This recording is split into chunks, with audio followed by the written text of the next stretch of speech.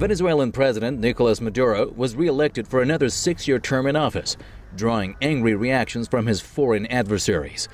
Venezuela's National Election Council says Maduro won nearly 68% of the votes against the 21% cast for his main rival, Henri Falcon. Addressing a victory rally, he hailed the results and said the South American nation needed dialogue, not infighting, to deal with its problems. I am very happy because the president won. It's a process in which little by little the people went to vote, but thank God everything went well, and the person who deserved to win won.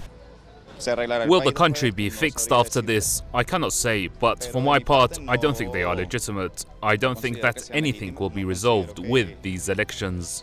Falcon has rejected the election as illegitimate and has demanded a new poll before the end of the year. Before the election, Maduro was widely believed to be the winner, boycotted by the main opposition party. So how do they expect to win an election if you tell your supporters not to vote?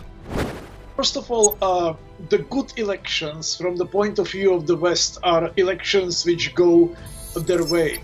The bad elections or fraudulent elections are elections that take place in a country that is not necessarily friendly to the West and whose government is actually defending interests of the people. So this is very often in on direct clash course with the West.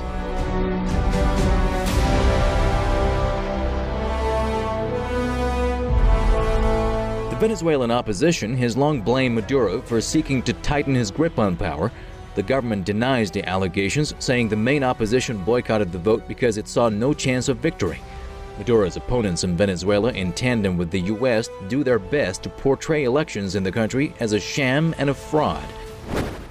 Now, Venezuela had been for many years already a thorn in the eye of the West. It's the most democratic, probably, country in the Western Hemisphere. If we really consider democracy to be a simple translation of the Greek words, which means rule of the people. Democracy is not necessarily a multi-party Western system. It is basically just the rule of the people and the government which represents the people.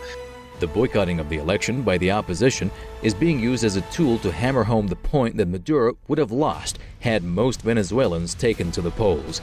Many elections in Europe and even in the U.S. are far from having a majority vote.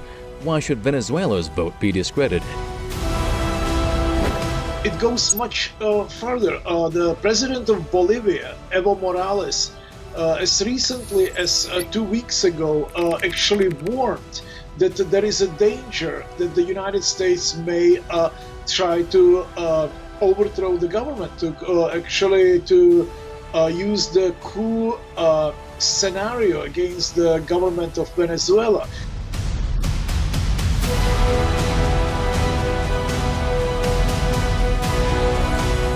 Maduro's enemies have united against a vote, but the strongest opposition comes not from within the country, but from without, namely the U.S. As usual, the U.S. is making an effort to insinuate that the international community is against the vote result. Venezuela has withstood U.S. pressure for years now. The Latin American nation is grappling with its worst crisis in decades. Caracas believes the crisis is part of a U.S.-led conspiracy whose aim is bringing about regime change in Venezuela. Washington does not hide the fact that it wants Maduro to go down. The U.S. has openly called on the Venezuelan leader to step down. That policy has not changed since the time of late Venezuelan leader Hugo Chavez, but it has not paid off.